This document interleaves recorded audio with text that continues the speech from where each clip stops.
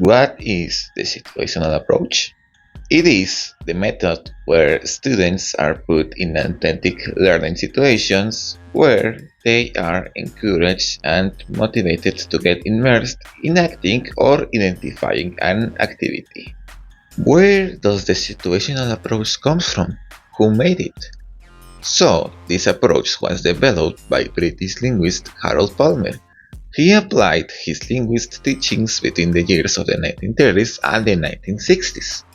While it is unknown for many teachers nowadays, meaning in the modern age, it had a big influence on the language courses until the 1980s.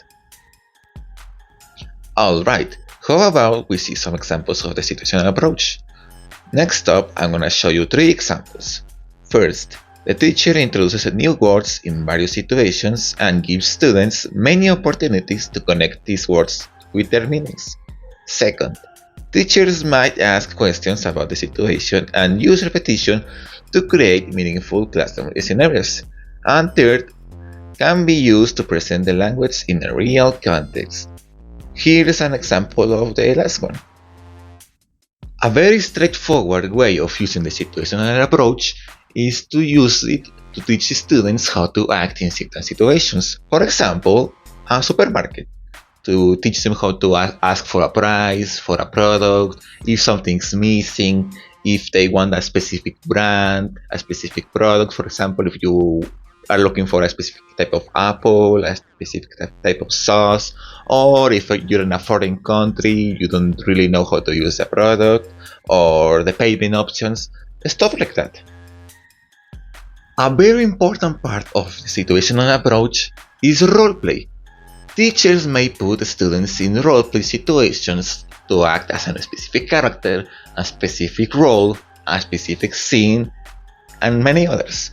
For example, let's say a teacher puts student A and student B in a roleplay situation. Student A is a very rich person, a very wealthy man. It could be a CEO of a company, something like that. And student B is a very, very poor man. Maybe someone in a homeless situation, for example. Obviously, student A is gonna act like the character, like a very rich person. I don't know, a very expensive phone, a very classy car. And student B is gonna act like a poor person. Maybe he's dirty, he has worn out clothes, maybe he smells bad, maybe he has different language. This is how teachers practice their roleplay situation, and students too, because they are acting as a character, they are learning new situations and ways to act a certain context.